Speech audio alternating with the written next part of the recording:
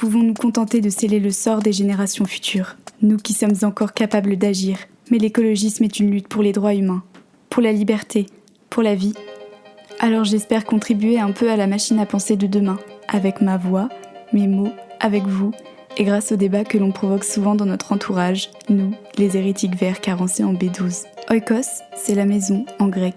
Parce que la maison n'est pas celle dans laquelle on s'enferme pour ne pas voir les problèmes du dehors, mais celle qui respire avec nous et qu'on appelle terre. Parce qu'avec elle, on peut construire un grand foyer, inclusif, bienveillant, moins riche de superflu et davantage empli d'humanité. Oikos est à la racine du mot écologie, comme nous sommes à la racine de ce nouveau foyer. Nous vivons dans un monde aux crises multiples, et si elles sont devenues normalité, c'est sûrement nous, humains, qui sommes en crise. Oikos est une feuille de brouillon, une boîte à idéal, un sac à colère au service de l'écologie. On parle de nos peurs, de nos espoirs, de nos révoltes, à nous, les gens qui pouvons encore faire basculer le monde. Qu'on soit désillusionnés ou utopistes, on est toutes et tous pleins d'angoisse, mais une liberté immense s'étale devant nous. Alors laissons nos pensées envahir l'espace sonore pour se battre contre le plus grand danger de notre temps, l'indifférence. Dans Oikos, on explore les bourgeons et les branches, les feuilles mortes et la sève d'un nouvel arbre de vie. Bonjour, c'est Salda Petit Pois, j'espère que vous allez bien. On se retrouve aujourd'hui pour le 4e épisode de la saison 2 d'Oikos. Ouais, vous aussi vous trouvez que ça passe vite. Pour cet épisode, enregistré en mode cosy dans mon 9 mètres carrés parisien, je suis en la compagnie de Clémentine, une amie à moi, qui a le bon goût d'être aussi une sacrée écolo-gauchiste. Je ne sais même plus exactement comment on s'est connus à force de côtoyer les mêmes manifs, les mêmes assemblées et de partager pas mal de rêves. En tout cas, l'année dernière, quand j'ai réalisé mon reportage sur la ZAD du Carnet, Clémentine était encore et toujours à mes côtés. Pour les nouvelles et nouveaux, vous pouvez retrouver ce fameux reportage dans l'épisode 14 de la saison 1.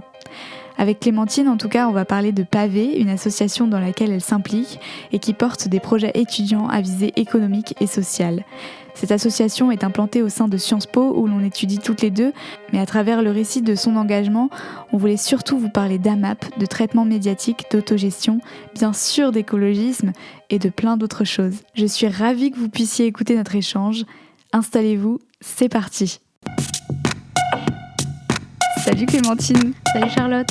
Je suis trop contente de t'accueillir dans Oikos. Ça fait très longtemps qu'on en parle et on a fini par le faire. C'est vrai. Donc c'est excellent. On va commencer par une petite question très très facile pour nous mettre en jambes. Qui es-tu ? Alors, du coup, je m'appelle Clémentine, j'ai 21 ans, j'habite à Paris, mais je viens de la banlieue bordelaise. Je suis étudiante à Sciences Po en dernière année de master, dans un master qui s'appelle Stratégie territoriale et urbaine. Et voilà. Quelle est la parole que tu portes ? Et ça peut nous éclairer sur qui tu es encore mieux. Oui, c'est pour ça que je me suis dit je vais pas faire trop long sur qui tu es parce que après sinon je vais griller mes cartouches. Du coup, je pense que la parole que je porte, c'est celle d'une jeune étudiante de 21 ans, blanche, assez privilégiée parce que mes parents sont assez aisés, qui a des idées politiques plutôt à gauche, plutôt très à gauche.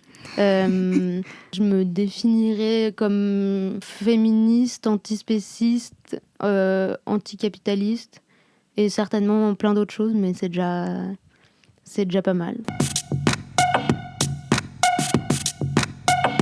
Ça veut dire quoi l'écologisme pour toi ? Alors je dirais que pour moi, c'est un truc assez concret. J'ai vu qu'avant tu posais la question de qu'est-ce que c'est l'écologie pour toi et pour avoir eu des cours sur l'écologie, à chaque fois, ça me semblait être des trucs assez... ils partaient d'une définition scientifique et après, j'ai l'impression que comment les gens entendent le mot écologie de manière générale, ça ne correspond pas à ce genre de définition, même si en soi, ça peut être intéressant.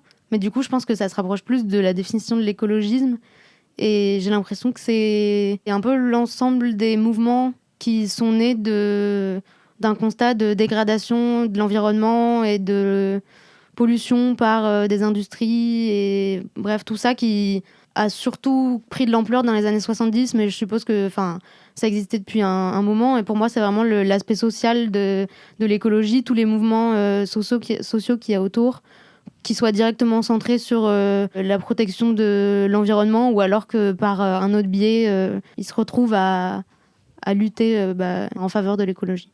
Ouais. Ben, en fait, ouais, c'est exactement la raison pour laquelle j'ai changé ma question.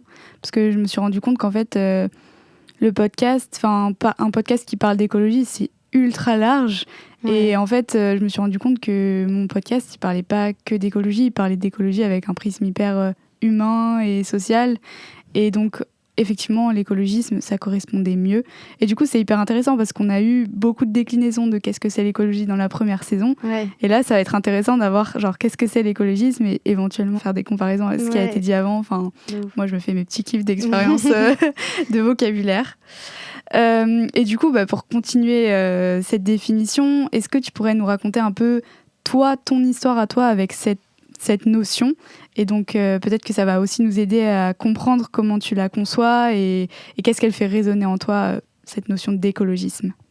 Ouais, alors je pense que j'ai commencé un peu à arriver à tous ces sujets d'abord au travers du véganisme parce que, alors, ça remonte vraiment à des sombres choses qui vont peut-être rappeler des mauvais souvenirs à certains, mais en gros, j'ai fait mon TPE. Oh mon Dieu. Sur la consommation de viande par l'homme. Déjà, le titre est tout pété. Tu sais, c'est un peu excellent. genre trouver un titre où tu parles pas encore de véganisme, végétarisme Ouais. et tout.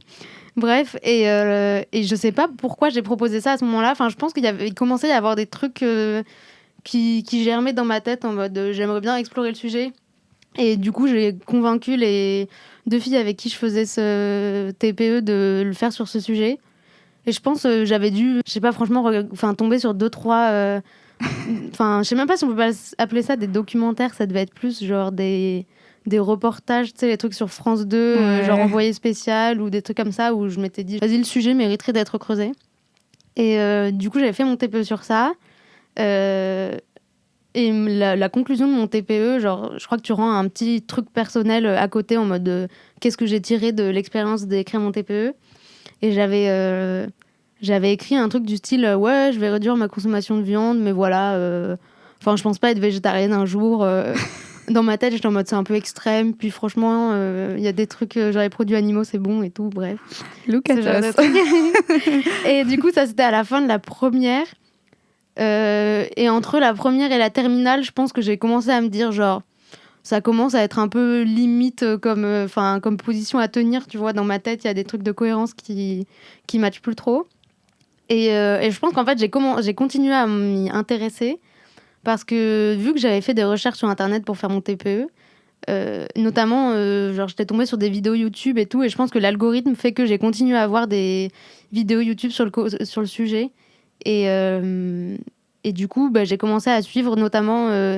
des youtubeuses qui parlaient des youtubeuses parce que souvent c'est des meufs, mais il n'y a pas que des meufs en vrai, mais voilà, qui parlaient de genre pourquoi elles étaient véganes, qui du coup abordaient des sujets assez variés parce qu'en général ils faisaient pas juste une vidéo, tu vois, il y avait à la fois des aspects genre de un peu militantisme, pourquoi je suis végane, et du coup dans tous ces trucs là il y avait l'aspect environnemental, et du coup je suis rentrée un peu par ce biais là. C'est un des trucs qui m'a convaincue aussi à être végane au début. J'étais un peu en mode pour les animaux un peu et pour l'environnement beaucoup. Du coup, je pense que ça s'est mélangé à tout ça. Et donc, c'est un peu par ce biais-là que j'ai commencé à m'intéresser à l'écologie. Et après, comment ça a cheminé, je pense que je suis arrivée en vrai en première année d'études supérieures. J'étais assez à fond sur le véganisme. Et quand même, derrière tout ça, il y avait l'écologie. Et mais j'ai toujours eu un peu ce prisme de l'écologie autour de l'alimentation. Genre alimentation, agriculture et tout, c'est des sujets qui m'intéressent de ouf. Au fur et à mesure du temps et depuis ma première année de Sciences Po, je pense que j'ai pas mal évolué. Et du coup, par rapport aux sujets qui m'intéressent aujourd'hui, il y a toujours le véganisme, mais je leur attache toujours... Je leur attache toujours à l'écologie. Ouais. C'est hyper intéressant parce que moi j'ai eu le parcours exactement inverse. Ah ouais. Alors c'est par l'écologie que du coup je suis venue à m'intéresser aux questions de la cause animale, etc. Mais comme quoi, ces sujets sont hyper liés. Ouais, et c'est hyper important de les lier parce que c'est étrange. Les personnes à qui je parle et qui sont pas forcément sensibilisées à toutes ces questions et tout font pas du tout le lien. Alors qu'en fait, quand tu demandes aux écolos ou aux véganes et tout leur chemin et tout, c'est toujours entrecroisé quoi. Ouais. C'est un truc de ouf. Enfin bref, moi ça me paraît tellement évident que ça fait partie de la même matrice. On va parler de pavé. Ouais. Parce que je kiffe pavé. Moi aussi. Et à travers pavé, le propos c'est pas de parler de ce qui se passe à Sciences Po et des trucs trop cool l'écolo qu'il y a à Sciences Po et qui ont germé dans cette école, mais c'est aussi de parler d'un mouvement général qui essaye de faire du lien entre des agriculteurs et des agricultrices et la consommation de notre vie de tous les jours et essayer de se réapproprier notre alimentation de manière globale. Donc du coup, on va commencer par le début. Est-ce que tu pourrais nous parler de pavé ? Ouais. Du coup, pavé, comme les Français adorent le faire, c'est un acronyme. Ça veut dire plateforme autogérée à visée écologique et solidaire. C'est une plateforme parce que c'est un endroit pour faire germer des projets et faire vivre des projets. Il y a plusieurs projets qui se côtoient, où des fois les gens qui connaissent certains des projets savent pas qu'en fait derrière ça il y a l'asso en entier, mais voilà. Du coup c'est une asso. D'abord je pense que les gens ils l'identifient à l'écologie parce que c'est comme ça que c'est véhiculé et je pense que c'est ce qui est le plus visible parce que quand on pense aux AMAP, quand on pense à une cafette bio VG, je pense pas mal un peu à l'aspect écologique, mais il y a l'aspect d'autogestion qui est aussi hyper intéressant parce qu'il apporte un peu une autre manière de gérer un collectif et de réfléchir au fonctionnement hiérarchique en fait qu'on a dans le reste de nos activités. Partout, il y a de la hiérarchie et on s'en rend pas trop compte et il y a des moyens des méthodes où on a l'impression que c'est plus facile d'avoir une personne qui a plus de pouvoir de décision parce que ça évite de discuter tout le temps des trucs et tout, mais en fait il y a plein d'autres manières de prendre des décisions collectivement et tout. Et du coup, pour être rentré dans l'asso en mode c'est trop cool, c'est une asso d'écolo et tout, du coup d'être rentré dans l'asso par ce prisme-là, l'aspect autogestion et autre manière de s'organiser, c'est vraiment du coup presque de là que j'ai le plus appris parce que c'était ce sur quoi j'avais le moins de connaissances finalement. Et après c'est aussi à visée écologique et solidaire parce que on essaie toujours de mêler les deux aspects quoi. L'idée c'est il y a plusieurs projets du coup au sein de Pavé et parmi ces projets il y a par exemple une cafétéria qui est autogérée par les étudiants. Et l'idée, c'est de faire un endroit où les étudiants ils puissent manger des trucs bio, des trucs végés et tout, évidemment, mais que ça soit aussi hyper accessible. Et du coup, les repas sont à 2 € et c'est moins cher que le Crous, à part quand ils font des trucs pendant le Covid et que c'est à 1 €, mais la charité, ça dure pas très longtemps. et voilà, donc en fait, l'idée, c'est toujours de sortir un peu de l'image de l'écologie, c'est pour les privilégiés, et qui en vérité est pas c'est tellement une image parce que ça dépend ce qu'on met derrière l'écologie, mais en tout cas l'écologie de la consommation, même si y a toujours des gens pour expliquer que non, mais acheter en vrac c'est moins cher et tout. En vérité, si vraiment t'es ric-rac, c'est évident que acheter des trucs dans un supermarché classique, souvent c'est moins cher. Et que du coup, nous, on essaie de faire en sorte que ça soit pas le cas. Et par exemple, à la MAP, l'an dernier, on a essayé de mettre en place, et on va essayer de continuer à le faire, des paniers solidaires pour qu'il y ait des paniers qui puissent être gratuits ou à moitié prix pour les étudiants qui sont précaires et que le coût soit pas supporté par les autres étudiants ou quoi. Enfin, bref, on essaie toujours d'avoir aussi cette approche sociale. Tu as cité quelques projets. Je sais pas s'il y en a vraiment trop pour qu'on fasse le tour ou genre tu peux dire un mini-mot ouais. Pour avoir une idée. Ouais, je les ai pas toujours en tête, mais là, vu que juste avant, j'étais à une réunion... on vient de faire la réunion de rentrée du truc et du coup, je les ai un peu en tête. Excellent. Mais en gros, on parle toujours de ces deux-là, déjà parce que c'est les plus visibles. Enfin, tout le monde connaît ceux-là, mais il y en a d'autres, mais qui sont plus ponctuels. Du coup, on les retient moins. Mais en gros, il y a un truc que j'ai lancé quand quand j'allais partir en 3 et que j'ai voulu continuer en 3, mais avec le Covid, ça s'est un peu tombé à l'eau. Mais c'est un projet qui s'appelait 3 Alternatives, qui était, du coup, 3, c'est la bannière c'est le nom qu'on donne à l'année à l'étranger à Sciences Po. Et l'idée, c'était d'essayer de motiver les étudiants à faire une année à l'étranger qui soit plus écologique. Du coup, si possible, pas recourir à l'avion ou le moins possible. Et en même temps, de les aider à ce que ça soit pas forcément plus cher. Parce que, quasiment tout le temps, un trajet en avion, c'est moins cher qu'un trajet en train. Et même parfois qu'un trajet en bus. Du coup, on voulait aussi créer une sorte de bourse pour payer la différence entre le billet de train et le billet d'avion pour une même destination, quoi. Et pour l'instant, ça c'est pas trop fait, mais en vrai, il y a des gens chauds pour le relancer. Donc ça, c'est un des projets. Il y a aussi un projet sur la précarité menstruelle où du coup, on fait des commandes groupées de protection menstruelle réutilisables pour les avoir moins chères. Il y a la semaine de l'agriculture paysanne qui est organisée tous les ans avec les amis de la Confédération paysanne où du coup, c'est une semaine en association avec d'autres assos écolos étudiantes où du coup on organise tout un tas de choses. On essaie de pas faire que des conférences pour pas que des fois les conférences c'est barbant. Nous l'an dernier on a fait une émission de radio, on a fait une visite de l'atelier de boulangerie de notre boulanger de la MAP, enfin bref, des choses un peu variées pour faire découvrir ce que c'est que l'agriculture paysanne et en faire parler. Ça donne déjà un aperçu des petits trucs, des petits trucs, non, des maxi trucs qui sont mis en place à Pavé. Et ouais, juste je précise, du coup, la Confédération paysanne, c'est un syndicat agricole. Ouais, tout à l'heure quand je parlais de l'aspect social de l'asso, je voulais rajouter que le truc c'est que l'aspect social il reste toujours un peu limité, mine de rien, parce que c'est une asso qui est un peu cloisonnée à Sciences Po. Notamment parce que, ne serait-ce que pour la MAP, en soi, des fois, il y a des gens qui nous demandent de la rejoindre en extérieur, enfin, en n'étant pas étudiant à Sciences Po, parce qu'il y a plein d'AMAP dans Paris qui sont pleines ou quoi. Mais on ne peut pas tellement le faire parce que pour rentrer à Sciences Po, il faut avoir sa carte. Enfin, ils sont super chiants pour ça. Et que du coup, mine de rien, le public de Sciences Po, même s'il y a il y a plein de gens qui sont pas hyper privilégiés, mais globalement, par rapport au reste de la population, c'est quand même...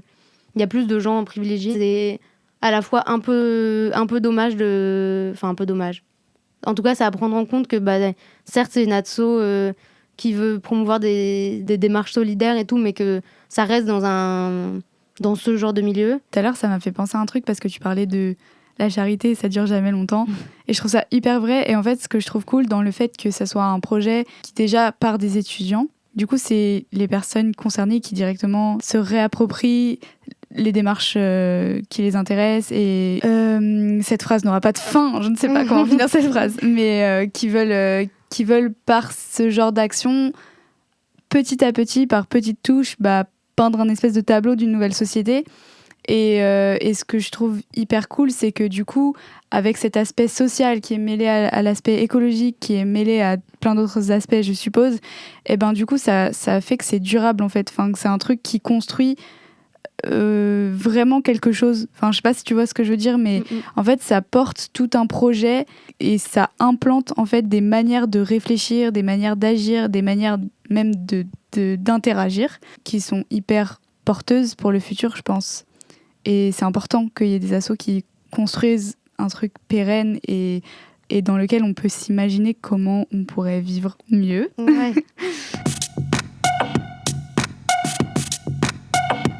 On a parlé des AMAP déjà, mais peut-être qu'on peut expliquer ce que c'est une AMAP et parler justement de Sciences Po Tiron.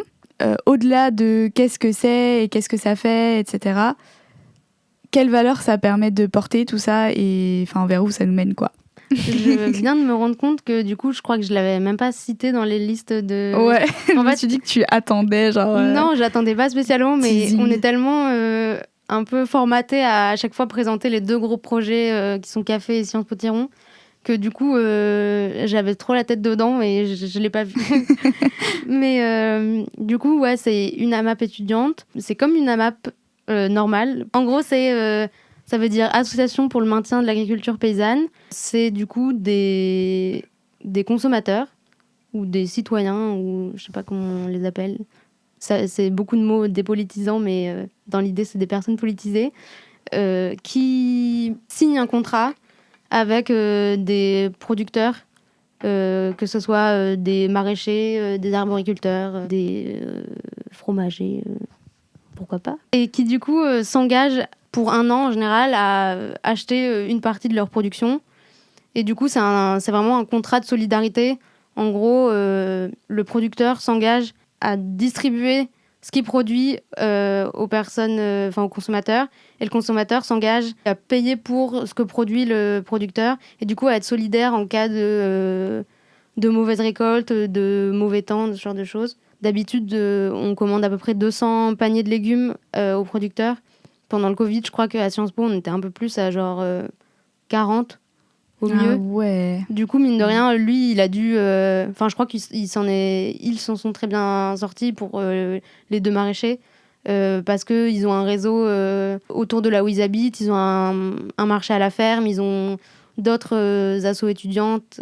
Il y a aussi, avec le Covid, il y a pas mal de gens qui sont mis à vouloir acheter près de chez eux et tout, qui ont eu une mini prise de conscience, faut croire, et qui du coup sont mis à acheter plus et tout. Enfin bref, ils ont réussi à écouler. Mais mine de rien, ça a réduit un petit peu l'assurance qu'il y a pour le producteur de pouvoir être tranquille au moins pour un an. On peut rajouter aussi, peut-être juste, c'est qu'il y a l'aspect de réduire les intermédiaires entre la production et nous, consommateurs, consommatrices. Du coup, c'est cool parce que justement, il n'y a pas d'intermédiaire et de marge et de trucs et de machin. Ouais, comme tu dis, en fait, c'est un contrat direct entre nous et les gens qui produisent notre alimentation. Nous, on profite de ce que vous nous offrez en termes de récolte et du coup, on s'engage à ce que vous soyez pas dans la merde si jamais il arrive un truc Mais ça, tu l'as déjà dit, donc en fait, je répète. Mais ouais, je pense qu'il y avait aussi cet aspect intermédiaire supprimé qui est important et qui permet aussi de relocaliser tout de A à Z. Il y a l'aspect de distance à la fois, mais il y a aussi l'aspect de court-circuiter des gens qui vont quasiment des fois se faire plus d'argent que les gens qui l'ont produit pour l'amener dans une centrale d'achat, les mettre dans des frigos puis les revendre. Enfin, j'y connais rien en économie, mais j'ai presque l'impression que c'est de la spéculation. Les gens, ils achètent un truc, ils le revendent 2 fois plus cher. Entre-temps, ils ont quasiment rien fait. Du coup, c'est aussi l'idée de... même si le producteur, ça lui prend plus de temps à commercialiser et tout, ça lui permet aussi de faire, mine de rien, autre chose de son activité. Enfin, de pas être monotâche en mode... le mec, il produit ses salades. Le producteur avec qui on est à la MAP, il est aussi content de... finalement d'avoir le contact avec les étudiants, de faire les distributions, de faire la vente de ses propres produits. Enfin, ça permet aussi d'avoir une activité qui est diversifiée. Ouais. Mais en fait, c'est aussi un gros point. Je pense que c'est aussi la création de liens. Et en fait, on vit dans une société hyper atomisée où, et avec l'argent, du coup, ça nous évite de devoir créer des liens, de la solidarité, etc. Parce que dans tous les cas, on a de l'argent, on va au supermarché, on achète. Ouais. Mais il y a cet aspect-là qui est super important dans les AMAP, c'est que ça porte plein de trucs. L'aspect local, l'aspect se reconnecter à l'alimentation, manger mieux aussi et tout. Mais il y a l'aspect, en fait, on est aussi des êtres humains et genre, c'est cool qu'on se connaisse. Et effectivement, je sais pas si celles et ceux qui nous écoutent sont déjà allés dans une AMAP ou ont déjà participé à des distributions d'AMAP, mais du coup, on rencontre directement tout le monde. Enfin, on se retrouve et on vient chercher nos paniers à un moment tous ensemble. Et ça, c'est chouette. En vrai, on en a déjà parlé un peu en filigrane, mais l'idée que ça peut paraître hyper cliché, mais ça rapproche un peu l'agriculture des consommateurs et du coup un peu le rural, même si là en soi il est en Île-de-France et tout, mais ça reste quand même un endroit assez rural et du moins un endroit agricole avec l'endroit où c'est consommé, et ça permet aux gens qui peuvent être parfois hyper détachés de comment est produit leur alimentation de se rendre compte en fait de comment c'est produit, du travail que c'est, de la valeur que ça a, et même de la valeur monétaire, de se rendre compte de combien doit être payé le truc, alors que là, il n'y a même pas d'intermédiaire au producteur pour qu'il en vive correctement. Du coup, je pense qu'on peut faire un lien dans cette conversation où on a parlé de local, en fait, se réapproprier notre alimentation et savoir ce qu'on fait sur nos territoires autour de nous, ce qui s'y passe, et aussi qu'est-ce qu'on peut en tirer qui nous est peu à peu enlevé sans vraiment qu'on le voit. Ça, je pense, a un lien avec le master que tu fais, et je pense que peut-être tu pourrais nous parler un peu de ce master qui a un nom barbare, je pense, pour les personnes qui nous écoutent, mais je pense que du coup tu utilises un prisme territorial qui peut être intéressant et qu'on n'a pas trop abordé dans le podcast, et du coup nous expliquer un peu qu'est-ce qui se passe dans ton master, qu'est-ce que tu apprends, comment les solutions et les réflexions sur toutes ces questions écologiques se manifestent de ce côté-là, et qu'est-ce qui t'intéresse particulièrement dans tout ça. Du coup, mon master, il s'appelle Stratégie territoriale et urbaine. C'est un master sur, de manière un peu générale, en tout cas moi, les aspects qui m'ont intéressée, c'est d'apprendre comment fonctionnent les collectivités territoriales qui du coup sont les échelons administratifs en dessous de l'État en France. Donc genre les communes, les départements, les régions, et enfin des trucs sur l'économie locale, sur la politique de la ville et tout. Enfin bref, je le présente de manière assez brouillon, mais en gros, ce qui m'a motivée à y aller, c'est vraiment genre l'aspect local et me dire... En gros, je pense que il y a eu un moment où j'étais un peu désillusionnée de la politique et de me dire genre... en fait, tout ce qui se fait au niveau national, j'ai l'impression que c'est de la merde. Et pour pas perdre 100% foi dans la politique, et à la limite la politique au sens large, je pense qu'être engagé dans une asso, ça peut aussi... Enfin, c'est de la politique. Mais je me suis dit, j'ai l'impression que là où j'ai encore l'impression qu'il se passe des trucs intéressants, c'est au niveau local, notamment les villes en transition et les gens qui essaient de faire des trucs à leur niveau. Et en plus, j'avais l'impression que c'était un peu accessible, que c'était palpable, que ça ressemblait un peu à ce qu'on faisait justement à Pavé et tout. Du coup, c'est ça qui m'a motivée à faire ce master. En ayant eu plusieurs cours sur l'écologie à Sciences Po, qui traitaient plus ou moins d'écologie, je me suis rendu compte que ce qui m'intéressait en cours, c'était pas forcément ce qui m'intéressait le reste du temps et que ce que pouvaient m'apporter les cours. C'était en fait ce que j'aurais eu la flemme d'apprendre par un autre biais. Les cours qui m'ont intéressée en première année de mon master, c'était les cours où je me suis dit, vas-y, ça va être un peu barbant, genre les cours de droit. Vraiment, on a eu un cours de droit à chaque semestre. Et en fait, j'ai eu l'impression d'apprendre des trucs que je ne serais pas allée chercher par moi-même.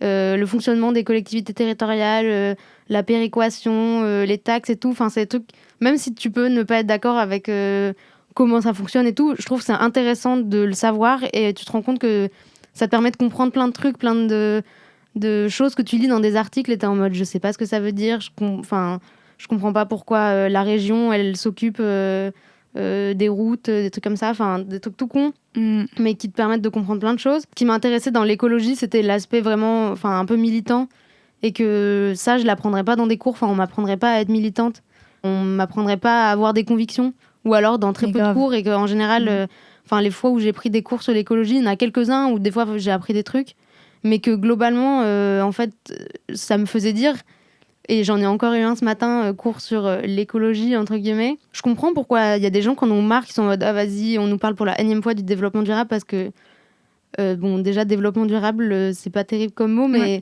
et puis, on en a marre de le réentendre, mais maintenant, c'est un peu la même chose pour l'écologie, la transition écologique et tout. J'ai l'impression que c'est présenté de manière barbante et que on nous fait tout le temps des mini-introductions on nous rappelle tout le temps le réchauffement climatique et tout, et je suis en mode genre, je comprends que les gens ça les fasse chier. Moi, ce qui m'intéresse dans l'écologie, c'est pas qu'on me répète pour la 15e fois pourquoi ça se réchauffe, quels accords ont pris les États à la COP, à la COP 21 et tout. Enfin, je trouve ça chiant. Et j'ai l'impression que ce qui est intéressant, c'est de comprendre, l'aspect politique du truc, en fait, comprendre qui est responsable, pourquoi, qu'est-ce qu'ils font, à qui ça porte préjudice, à quelle communauté, à quelle catégorie sociale, et qu'est-ce qu'on peut faire un peu concrètement pour essayer que ça arrive pas, ou que ça arrive moins, ou qu'ils soient punis pour ça. Enfin, je trouve que c'est ça qui est intéressant et que ça, clairement, en cours, on te l'apprend pas ou quasiment pas. Finalement, c'est un choix de master que je regrette pas, même si franchement, il y a des cours super chiants. Il y a un cours d'économie dans la ville. Alors le mec, je pense, on lui a dit de faire un cours d'économie dans la ville et il était en mode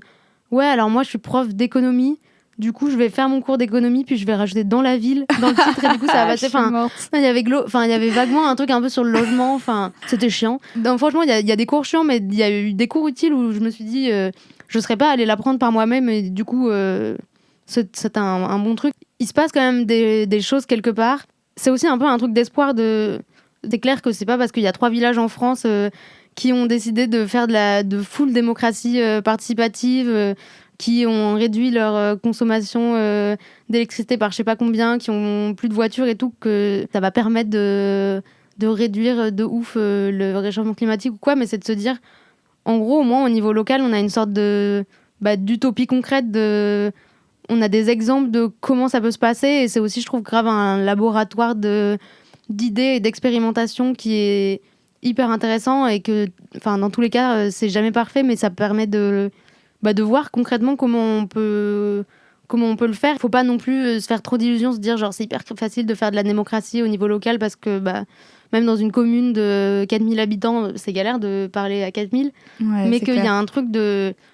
Mine de rien, si vraiment tu t'intéresses au niveau local et que tu essaies de faire de la démocratie, ça reste, j'ai l'impression, une échelle où tu peux quand même essayer d'entendre s'il y a des gros problèmes, si en fait tu te rends compte que ta politique, elle a mis en galère des gens qui n'ont pas la thune pour, je sais pas, pour s'acheter une nouvelle voiture ou quoi. Enfin, bref. En fait, c'est tellement large qu'on dit tout le temps l'écologie et que, ouais, au final, ça devient clairement, ça nous tape sur le système, en fait, quand on parle d'écologie.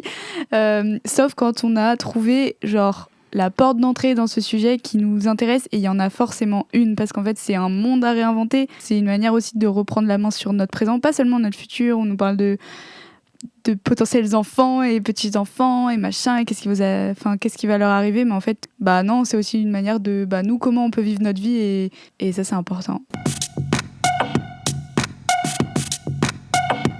T'as parlé un peu de ton véganisme et tout au début, et c'était aussi comment t'es rentrée dans le militantisme écologique et tout. Et du coup, j'ai l'impression que ça a quand même un peu un lien avec tout ça, et que au fond, ce qui t'anime, c'est en fait une histoire de réappropriation. J'ai l'impression que je dis ce mot depuis le début de cet épisode, mais pour moi, c'est vraiment ça aussi, se réapproprier notre alimentation et les cycles de vie de manière générale. Et comme tu disais, la map, ça permet de reconnecter avec des domaines qu'on a perdus de vue, parce qu'en fait, ça finit dans des trucs emballés qu'on achète une fois par semaine, et en fait, on comprend plus rien de qu'est-ce qui se passe. Et du coup, est-ce que pour toi, il y a un lien entre toutes ces questions ? C'est un peu une question super rhétorique et nulle, mais ouais, est-ce que tu peux nous en dire un peu plus sur peut-être ce qui lie tout ça ? Ouais, en fait, j'ai l'impression que... vu que il y a 2 secondes, on parlait d'une porte d'entrée pour s'intéresser à l'écologie, j'ai l'impression que... pour moi, ça a été l'alimentation, et que c'est un exemple assez intéressant de comment, par un truc assez concret, tu peux intéresser des gens à un sujet. Et je pense que ça dépend un peu de ce que les gens aiment faire dans la vie. Mais moi, depuis que je suis petite, j'adore cuisiner. Et du coup, ça a été une manière de rentrer dans le sujet à la fois du véganisme et de l'écologie par une porte d'un truc qui me faisait kiffer, en fait. Et c'est la manière dont on le présente aussi. Je pense que j'ai eu un peu la chance, entre guillemets, d'entendre parler du véganisme par moi-même, en m'en informant, en regardant des vidéos sur YouTube et tout, et que du coup j'en ai une vision hyper positive de gens qui un peu en même temps que je regardais des vidéos, souvent des mêmes personnes qui disaient genre pourquoi je suis végane, pourquoi ça m'indigne la consommation de produits animaux et tout. À la fois que je regardais ça, je regardais des vidéos pour apprendre à cuisiner, beaucoup de vidéos sur la consommation individuelle, en mode genre acheter en vrac et tout, que ensuite j'ai pas mal remis en question, même si c'est cool d'acheter en vrac, mais ça m'a permis au début, je l'ai pas du tout pris comme une contrainte, et je pense que c'est aussi parce que j'étais étudiante, j'habite toute seule, je suis pas une mère de famille qui doit faire à bouffer pour ses 3 gosses et son mari qui veut pas toucher à une casserole, mais vu que moi j'aimais bien cuisiner et que c'était pas un poids pour moi, je sentais que ça me faisait plaisir, en fait, d'apprendre à cuisiner des nouveaux trucs, et qu'en plus, du coup, ça m'a permis d'éviter tout le truc où t'as l'impression de faire chier un peu ta famille, qui est en mode genre faut qu'on cuisine pour toi, t'es la relou de service qui veut pas manger et tout, genre.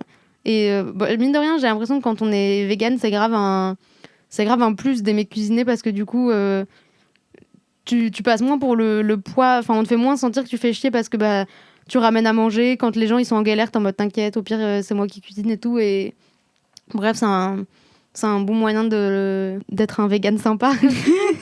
J'adore. Stratégie d'infiltration. Apprenez à cuisiner.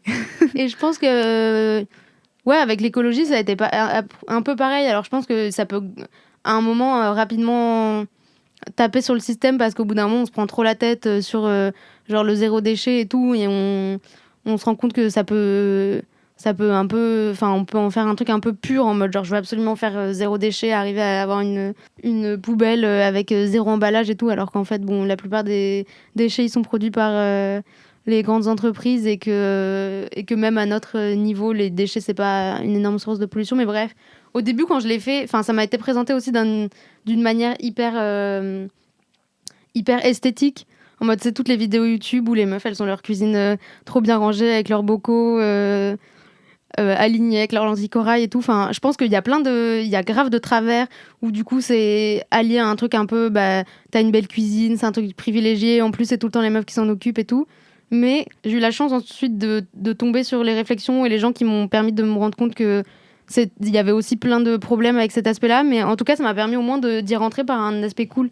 Ouais. Où j'ai l'impression que comme tu disais, je me réappropriais un truc, je changeais un truc dans ma vie directement et je pense que ça aussi c'est important. Et en fait, le fait de déjà pouvoir changer un truc toi-même sans avoir à attendre une action politique, sans avoir à mobiliser plein de gens autour de soi, et enfin c'est déjà un peu, ça permet d'avoir l'impression de pas rien faire. Ouais. Et après forcément que c'est plus cool de le faire en collectif. D'avoir une dynamique, de sentir qu'il se passe des trucs dans ton groupe de potes, dans ta famille, je sais pas, dans ta ville, dans ton école, dans la société. mais ne serait-ce que de pouvoir faire un truc genre direct, on va rien régler, mais au moins, t'as presque envie de dire, une fois que t'as pris du recul, ça, c'était inutile au niveau global, mais moi, ça m'a permis d'avoir l'impression que j'étais pas rien. Moi, je pense au moment où je suis arrivée dans Pavé. Et je me souviens d'une réunion où on avait discuté de ce genre de truc. Et moi, j'étais arrivée hyper innocemment en disant genre... quelqu'un avait avait expliqué qu'en gros, l'écologie, c'était systémique et que du coup, le truc de la consommation individuelle, ça pouvait pas trop marcher, ou en tout cas pas tout régler. Et que du coup, il fallait agir sur les entreprises qui polluaient et tout. Et moi, j'avais dit un truc du genre « Ah ouais, mais tu penses pas que mine de rien... En gros, la somme de toutes nos actions individuelles, genre si tout le monde se mettait à être zéro déchet ou à être vegan ou quoi, il n'y a pas un moment où le système il basculerait un peu de lui-même. On m'avait répondu de manière hyper bienveillante. On m'avait dit genre un truc du style moi je pense pas comme ça, ou je pense plus comme ça, mais en vrai peut-être que t'as, dans un sens t'as raison et ça peut peut-être marcher à la marge et tout. Enfin bref, on m'avait répondu de manière grave cool, et en même temps on m'avait apporté plein d'éléments pour essayer de comprendre leur position et tout, et ça m'avait vraiment, je me dis, si sur le moment on m'avait dénigré et qu'on m'avait dit genre mais vas-y, en fait les trucs individuels ça sert grave à rien et tout, j'aurais pu à la fois genre me braquer et me dire que je servais à rien. Ou... Écologie individuelle versus écologie collective. Et en fait, peut-être qu'il y a juste pas forcément d'opposition et que l'un n'exclut pas l'autre. En vrai, ce que tu disais sur l'aspect plus individuel et sur le fait que quelque part tu te sens utile, même si au fond de toi tu sais que tu vas pas révolutionner le monde. Je pense que c'est aussi quelque chose de purement psychologique, de se dire en fait, je reprends conscience de ma place dans le monde, de genre les valeurs que j'ai envie de porter, et genre même si ça s'exprime sur un micro truc de la vie quotidienne, en fait après tu peux grave dézoomer et porter un regard comme ça sur un truc systémique, et je pense que effectivement dénigrer les gens qui font l'un ou l'autre ou quoi, c'est un peu naze. Et ouais, de ouf. Et aussi je me disais que en fait l'aspect individuel, même si sur le moment tu changes rien au système, j'ai l'impression que tu permets quand même de créer un imaginaire et de commencer à développer un truc de comment ça pourrait être dans un monde mieux. J'ai déjà rencontré des gens qui dénigraient vraiment beaucoup ça et qui du coup avaient un certain cynisme. Ils étaient en mode genre de toute façon moi je sais que ça sert à rien, du coup no suicide, je continue à manger 3 steaks frites par semaine et à acheter du Nutella, et je suis en mode en vrai, pour le coup, la consommation individuelle sur l'aspect de la consommation des produits animaux et tout a mine de rien quand même un impact assez important. Mais pour le truc du Nutella, par exemple, l'huile de palme alimentaire, c'est une part assez négligeable de la production d'huile de palme au niveau mondial, surtout genre en Europe. Je crois que c'est genre 80% de l'huile de palme qui est importée, qui sert à faire des agrocarburants. Du coup, bref, tu auras envie de dire genre au mec, oui, en vrai, t'as raison, si ça te fait kiffer, continue à manger du Nutella, mais en même temps, je trouve que, mine de rien, il y a une certaine hypocrisie et que c'est dommage de pas au moins incarner un peu le truc et de porter le message, d'être en mode genre, ok, au niveau individuel, que je mange du Nutella ou que je mange pas, ça changera pas grand chose, mais que mine de rien, je suis pas alignée avec certains trucs et je véhicule pas les bons trucs aux gens, et c'est à la fois pour ta santé mentale et pour ce que t'incarnes en tant que personne qui se veut soit un peu militant, soit bref auprès des autres. Du coup, il y a peut-être un couac, et je pense que ça aide pas les gens à comprendre en fait. Bah ouais, voilà, ça permet aussi d'enclencher des discussions, des réflexions, des questionnements chez les autres. C'est tout le temps se fixer sur l'aspect pratico-pratique de qu'est-ce que ça génère en termes matériels, en termes de qu'est-ce qui se passe et tout ça, mais on pense pas du tout à qu'est-ce qui se passe dans nos têtes en fait, et de commencer à être curieux d'autres manières de vivre, etc. C'est aussi ultra important au-delà de l'aspect purement nombre, et genre ok, moi au milieu de tous les autres êtres humains, qu'est-ce que ça fait, enfin. Du coup, on parlait de écologie individuelle versus collectif. Et du coup, peut-être pour parler un peu de collectif, justement, il y a un aspect de Pavé qui est du coup l'autogestion. Et c'est un mot qui est très, très utilisé quand même dans les milieux gauchistes, qu'on se le dise. Et peut-être qu'il y a des personnes qui nous écoutent et qui sont en mode « Ok, en fait, j'ai jamais trop compris ce que c'est, ce truc. Et ça veut dire quoi ?» Et quel projet politique plus large y a-t-il derrière qui s'incarne dans ce cas précis, dans une façon de gérer le quotidien ? Je pense que les gens, ils ne comprennent pas aussi, parce que c'est assez dur à définir, mine de rien. L'autogestion, j'aurais tendance à le définir d'abord par la négative, de dire l'autogestion, c'est l'absence de hiérarchie.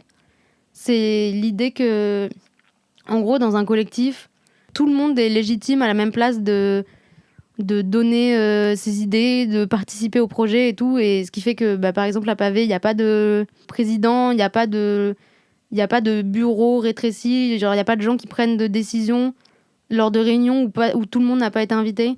Tout le monde est toujours invité aux réunions, et même si tu as rejoint l'asso hier et que tu débarques à la réunion, on va te laisser voter pareil. Et en même temps, c'est aussi un truc où il faut faire gaffe, parce que il faut pas non plus du coup dire vu que c'est autogéré, c'est bon, tout le monde a le même pouvoir, parce que il y a pas mal une différenciation par le niveau de connaissance qu'on a, que c'est plus simple de participer aux discussions et tout quand on sait plus de choses, et aussi que du coup ceux qui savent le plus vont être plus souvent sollicités et tout, donc il faudrait quand même réussir à trouver un équilibre, mais quand ça marche bien, hein, c'est cool. Plus ça va et plus j'ai l'impression que l'autogestion c'est un peu une manière contournée et sympa de parler d'anarchie, parce que je pense que le mot fait un peu peur, et quand tu connais pas du tout ce que c'est que le projet politique de l'anarchie ou quoi, tu dirais que tu penses à genre le chaos et les terroristes. Dans le dictionnaire, genre la définition de l'anarchisme et tout, c'est genre le chaos. Ouais, c'est ça, alors que il y a plein de penseurs et penseuses politiques qui définissent l'anarchie, et c'est pas le chaos. C'est l'ordre sans le pouvoir. C'est Proudhon qui dit ça, genre c'est l'ordre sans le pouvoir. Mais il y a quand même l'ordre, quoi. C'est ça que les gens oublient tout le temps. Ouais, c'est ça. C'est qu'en gros, avec d'autres mots, j'aurais envie de le définir comme c'est l'organisation sans la hiérarchie. Essayer de faire fonctionner un truc sans qu'il y ait des gens qui soient à des postes qui font qu'ils vont diriger, tu vois. Et qui leur donnent du pouvoir sur les autres. Ouais, c'est ça. Ouais, pour moi, ça aussi, c'est quelque part, c'est faire confiance à l'intelligence collective qu'on a complètement perdu justement au fur et à mesure d'avoir constamment de la hiérarchie. On pense toujours que du coup, ça marche comme ça parce que forcément, ça fonctionne mieux. Forcément, quand il y a un peu de loi du plus fort, même si on a désigné ensemble qui était le plus fort, ça marche mieux. Ça nous amène sur des grandes considérations philosophiques, mais peut-être qu'il y en a qui nous écoutent et qui se disent mais pourquoi en fait il y aurait besoin de pas de hiérarchie, en gros pourquoi c'est mal entre guillemets la hiérarchie. Ouais, moi j'ai déjà eu ce genre de réflexion, hein. L'autogestion des fois ça marche peut-être pas super bien, et du coup avoir des responsables avec des gens qui peuvent prendre des décisions et se réunir en plus petits groupes et tout, ça serait plus simple. Et pour avoir été dans d'autres assos étudiante, je me suis rendu compte que finalement, qu'à chaque fois que j'étais dans des moments où il y avait de la hiérarchie, même si c'était en soi un truc hyper chill, genre une asso et tout, je le ressentais et que je me disais, c'est dommage. Il y a un truc aussi à Pavé qui fait que, avec l'autogestion, qui fait que s'il y a un truc qui intéresse personne, personne le fait, et peut-être qu'il y a des gens qui trouveront ça dommage, mais dans ce cas-là, fais-le. Et Par exemple, il y a des années où il y a pas de... Il y a des projets qui continuent pas parce que ça intéressait pas grand monde et voilà. Et après, si on pense que collectivement, si collectivement on pense que c'est dommage de l'avoir arrêté, on peut avoir la discussion de comment est-ce qu'on essaie de le relancer, qui est-ce qu'on peut mettre sur le projet et tout, parce que des fois les trucs s'arrêtent aussi parce qu'il y avait juste pas assez de monde. Le fait que ça soit autogéré, en tout cas dans notre fonctionnement, c'est aussi moins cloisonné. Du coup, tout le monde fait un peu plus de tout et il y a moins genre telle personne qui fait la trésorerie, telle personne qui fait l'ambiance, telle personne qui s'occupe du ménage et tout. C'est un peu plus... Tout le monde fait un peu de tout. Il y a un peu un truc de responsabilisation, c'est-à-dire dans l'autogestion, le collectif, il fonctionne si tout le monde se rend compte un peu de à quoi il sert et de pourquoi est-ce qu'il est important et du coup, mine de rien, quand c'est autogéré, t'as pas un statut hyper propre et tout, mais c'est important de se rendre compte à quoi tu sers et à quoi tu peux servir pour te rendre compte de la responsabilité que t'as dans le fonctionnement du truc. Il y a des gens qui, j'ai l'impression, ont une vision de l'autogestion comme en gros, c'est un peu genre chacun fait ce qu'il veut et voilà, alors qu'en fait, tu te rends compte que déjà, il faut être d'accord sur des règles communes et ensuite, si toi, tu te rends pas compte du rôle que tu as à jouer dans le fonctionnement collectif, il y a un moment où tu manques un peu de respect un peu pour le collectif. Mais il y a cette notion-là, je pense, justement, tu es conscient que tu fais partie d'un collectif et je pense qu'à force de justement avoir des tâches bien définies, on a perdu cette conscience-là. Et n'empêche, l'autogestion, c'est pas un truc magique qui fonctionne d'emblée. Je pense que c'est un apprentissage. Et quand on a fonctionné toute notre vie avec des hiérarchies et des fonctionnements qui, en gros, te cloisonnent dans un truc et te disent, toi, tu vas faire ça, c'est ta tâche et t'as pas trop à te mêler du reste ou quoi, c'est hyper dur de désapprendre ça et ça prend longtemps de faire fonctionner ton cerveau autrement et aussi même de un peu se départir de la censure que tu peux avoir. Je pense que l'autogestion, ça permet aussi de se libérer en disant je vais pas attendre mon tour pour dire que là en fait je pense qu'il y a un truc qui va pas ou je vais pas, tu vois, je pense que c'est aussi des trucs où on s'en rend pas compte mais ces contraintes de hiérarchie et c'est souvent en plus les mêmes qui sont toujours au même poste hiérarchique. Ça te met des contraintes et des censures intériorisées. Et je pense que c'est beaucoup plus vaste, les conséquences de ça, que ce qu'on peut penser. Du coup, c'est cool, l'autogestion. On va passer sur un peu d'autres aspects de ton engagement, un peu en vrac, que je trouve intéressant d'évoquer. Pour les gens qui n'ont pas suivi l'année dernière, c'était l'épisode 14 en fait, qui était divisé en 2 parties. On était allé justement avec les gens de Pavé sur la ZAD du Carnet pour voir un peu ce qui s'y passait et pour réaliser un reportage du coup que vous pouvez retrouver dans les épisodes précédents du podcast. Et en fait, c'est hyper intéressant parce que du coup, Clémentine était aussi là-bas au même moment. Et c'est assez rare en vrai qu'on se retrouve à 2 personnes qui ont été sur la ZAD du Carnet au même moment. Et du coup, je voulais te demander un peu quels ont été tes ressentis globalement, quelle expérience t'en as tiré de cette visite, même si j'aime pas du tout ce terme, et peut-être voir ce qu'il y avait de différent des miens. Parce que pour moi, c'était vraiment... j'avais l'impression d'avoir exploré une utopie en construction. Ça veut dire qu'il y avait quand même des problèmes, il y avait quand même des trucs qui allaient pas, mais c'était du concret. J'avais aussi l'impression qu'il y avait beaucoup plus de liens qui se tissaient là-bas, même s'il y avait des problématiques du monde extérieur qui étaient infiltrées, et que donc c'est un tableau très très nuancé, et voilà, du coup... alors, je pense que mon ressenti... Ça va être dur de commencer par un des aspects, mais en gros, déjà, je trouve que c'est le genre d'endroit où, au premier abord, t'es hyper décontenancé par la liberté du lieu, un peu. Vu que c'est autogéré, et pourtant, je savais déjà un peu ce que c'était l'autogestion, mais du coup, t'es pas accueilli par la présidente de l'association qui va t'expliquer un peu comment ça marche sur les lieux. S'il y a quelqu'un à l'entrée qui veut bien t'expliquer rapidement quand t'arrives, il t'explique un peu et tu pars à partir de ça. Et du coup, il y a un peu un truc où c'est ouf parce que tu découvres le lieu en même temps que tu arrives et il n'y a pas un truc très procédural et tu sais pas... vu que les gens, on va pas te dire eux, c'est ceux qui font la cuisine, eux, c'est ceux qui font des constructions et tout. T'arrives à un endroit où tout est libre et en fait, le temps est libéré, mine de rien. Il n'y a pas...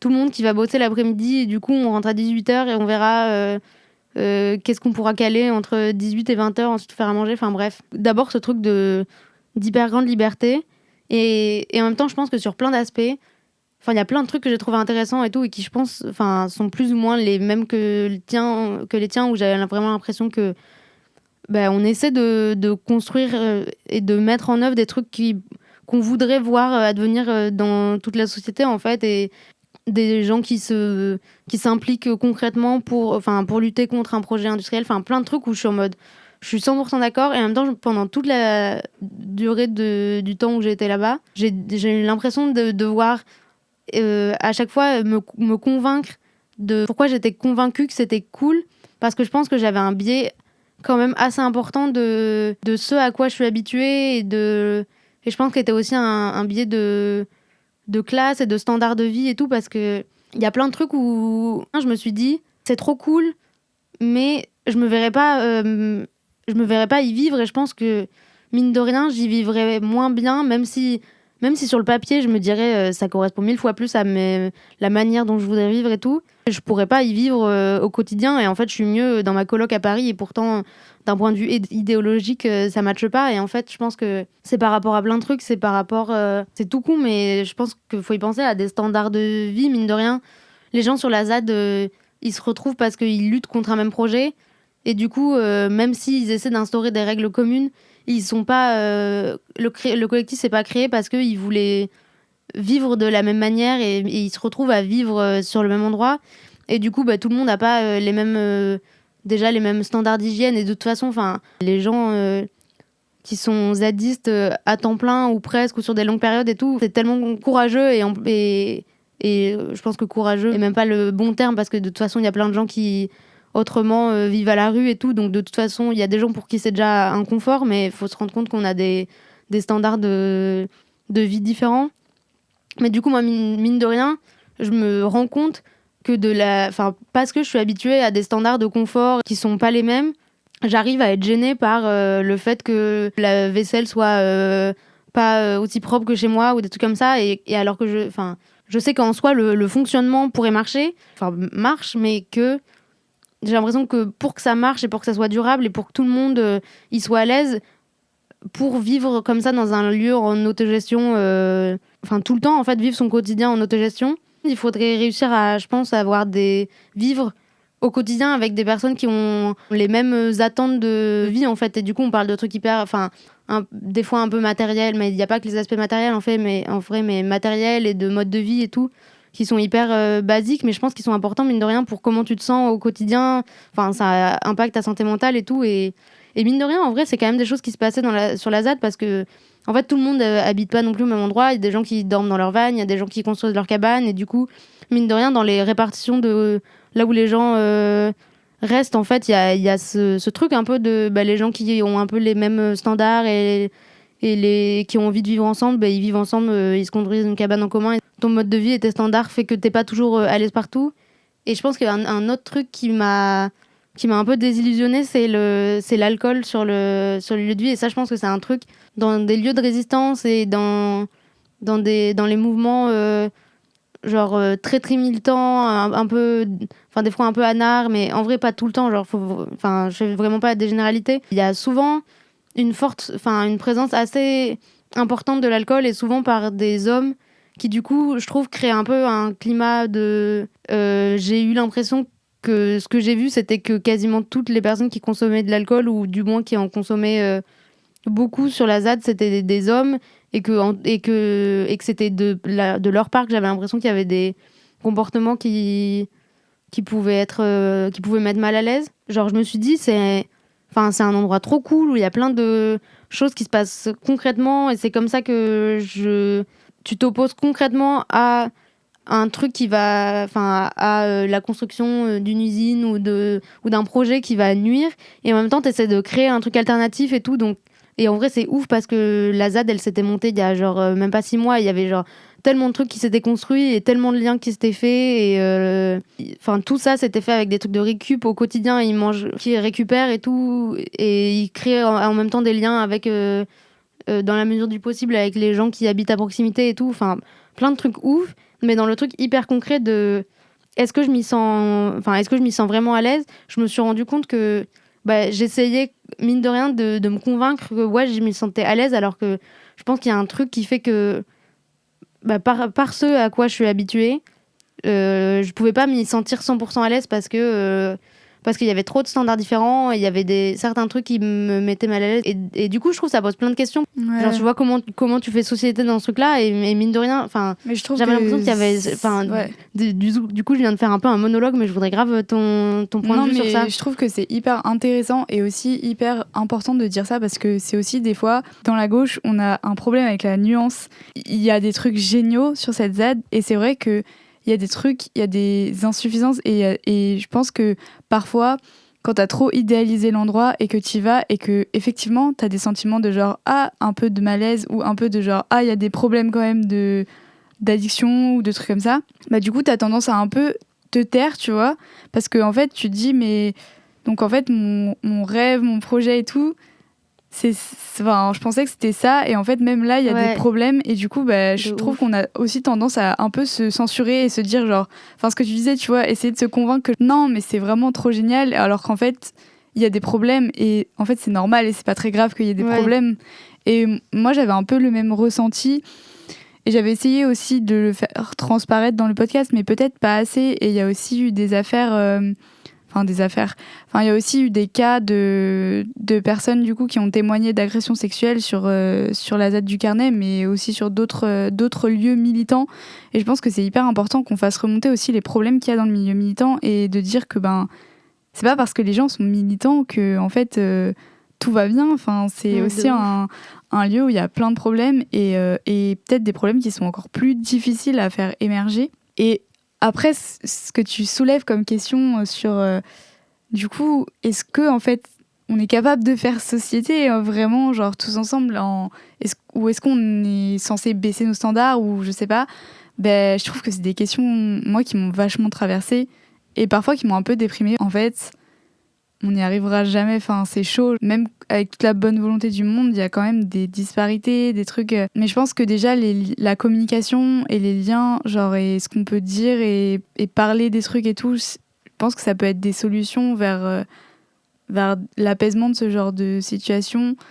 Et pour le coup, ça, j'avais l'impression que ça marchait très bien. Par exemple, au Carnet, genre, parler des choses et essayer de trouver des solutions. En plus, il y avait tellement de créativité que il y avait plein de solutions qui émergeaient pour, par exemple, le sexisme et tout. C'était en grosse discussion quand on y était. Et j'avais l'impression qu'il y avait quand même pas mal d'initiatives qui popaient comme ça. Mais en même temps, je me dis qu'il y a aussi un truc d'espoir où peut-être que si c'est plus diversifié comme milieu, que s'il y a plus de gens, en fait, plus de gens qui ont une vie confortable, etc., qui vont échanger, explorer et apporter aussi leurs idées dans les milieux anards, zadistes, etc. Et inversement, et qu'il y a plus de canaux de communication entre nous, je pense que la mixité, ça peut justement faire qu'il y a des endroits où tu te sentiras quand même à l'aise parce qu'il y aura une représentativité de toute la société. C'est des maxi problèmes, mais je veux dire, ils sont présents aussi en dehors de la ZAD. En même temps, c'est normal qu'il y ait des problèmes parce que déjà il y a des problèmes partout et qu'en plus il y a une probabilité assez importante qu'il y ait des problèmes parce que c'est aussi un lieu d'accueil pour plein de gens qui sont marginalisés, qui sont sans abri ou quoi, donc évidemment que c'est des personnes qui ont été plus potentiellement confrontées à des addictions, que le sexisme il disparaît pas comme ça, et en plus dans tout ça il faut réinventer d'autres manières de faire et il faut passer du temps à réfléchir à comment on s'organise, comment on autogère le lieu, bref, plein de trucs auxquels on n'est pas habitué. Faut pas le banaliser, en même temps faut aussi se dire que c'est déjà tout un truc à créer et évidemment que ça fonctionne pas du premier coup.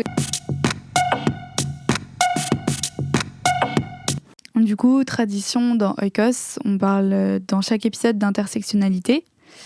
Oh, j'ai bien réussi à le dire et pourtant ça fait longtemps qu'on parle.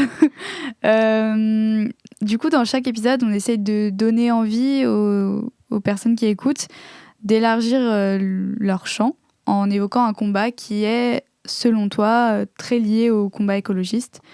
Du coup, est-ce que tu pourrais nous faire part d'une cause qui te touche et qui pourrait nous intéresser aussi?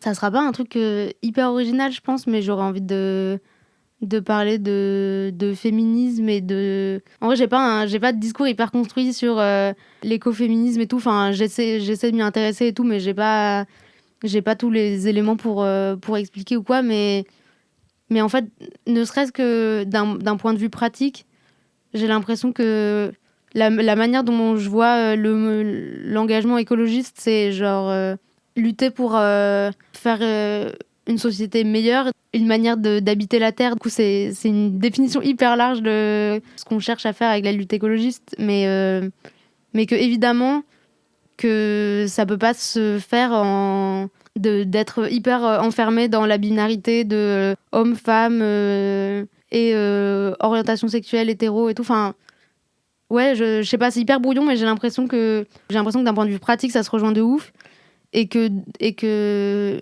une société idéale, elle pourra pas avoir lieu tant qu'il y aura pas d'égalité entre les genres. Clément qui disait ça dans un épisode de la saison 1, mais qui disait que pour lui, l'écologie, c'est une matrice.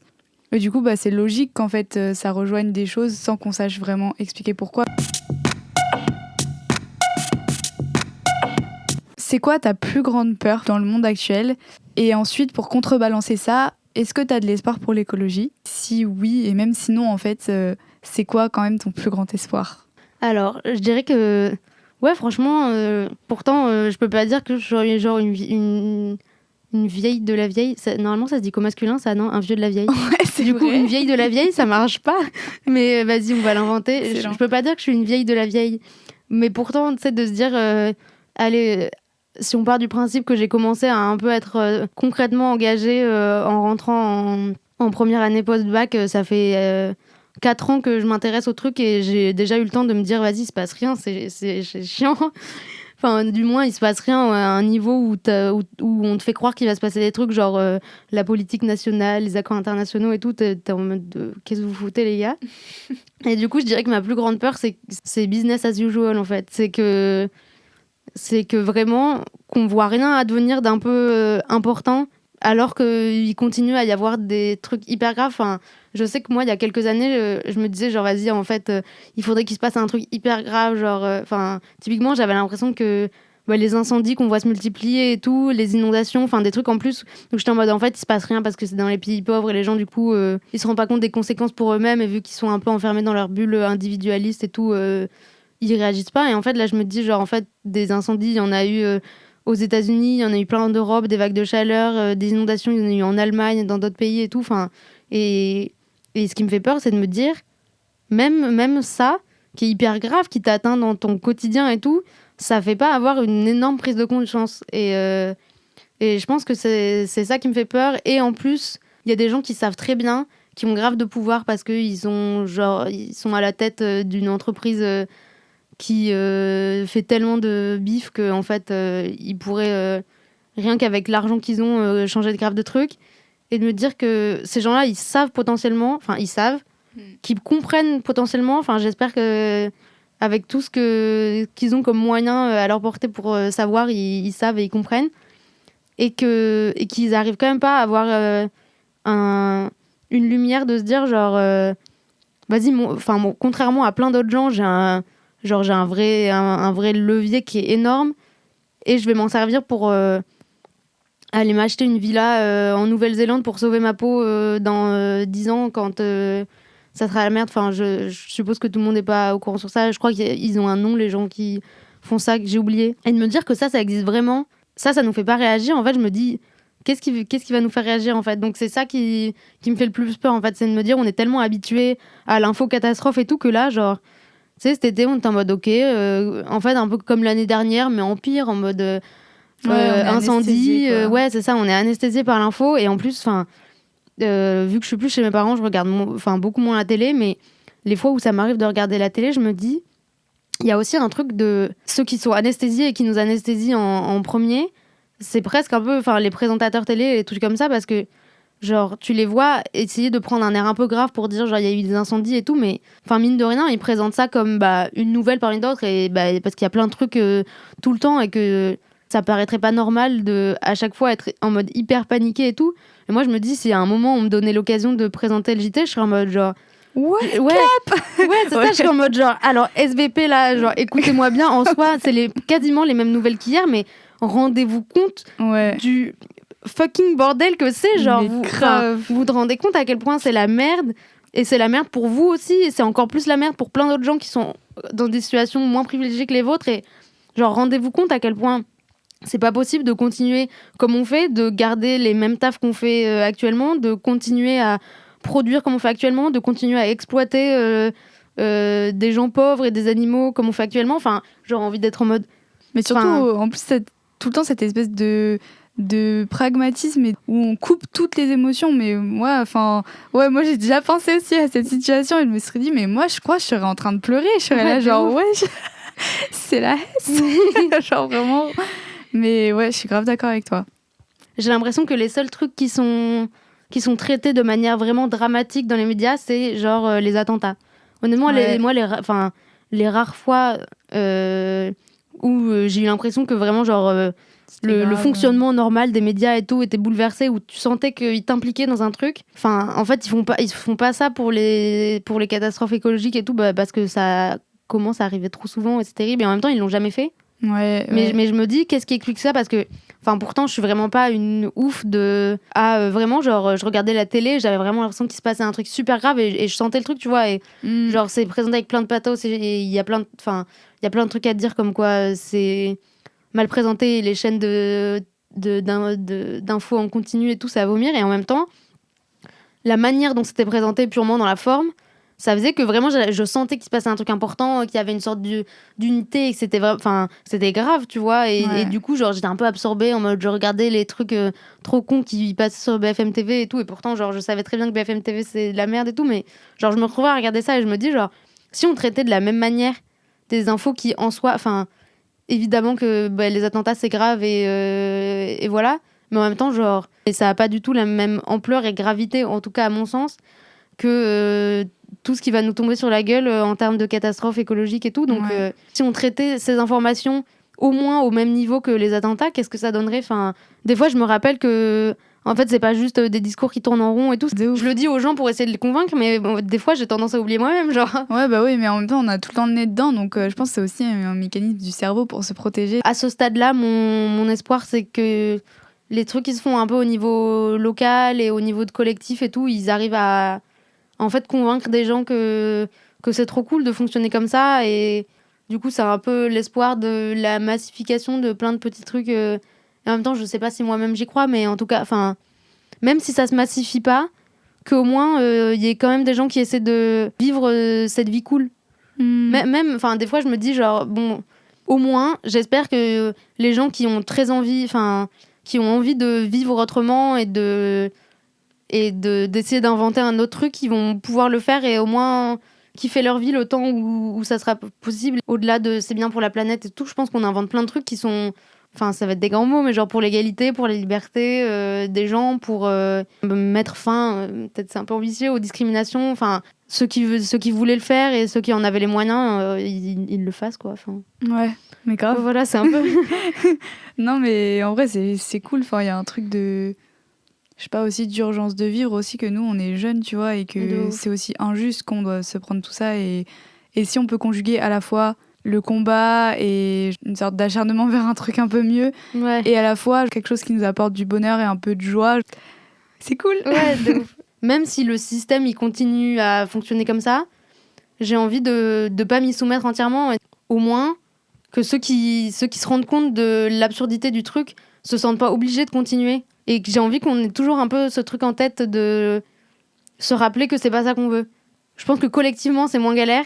Si on essaie de faire des choix collectifs avec les gens qui nous sont proches et tout, de réussir à pas se laisser anesthésier et d'avoir toujours un peu de pas finir un peu un vieux désillusionné, être en mode quand j'étais jeune j'étais révolutionnaire. Ça aussi ça me déprime tellement. Écoute, un grand merci d'avoir pris du temps. C'était très cool en tout cas de t'avoir. Franchement merci de ouf à toi, c'était trop intéressant, plein de discussions que j'avais pas eues avec d'autres gens et tout. Trop bien. Cool.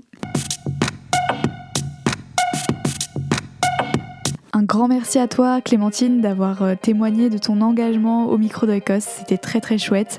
Et un grand merci à vous bien sûr, auditeurs et auditrices qui êtes restés fidèle à Oikos pendant tous ces épisodes et pendant celui-là encore une fois.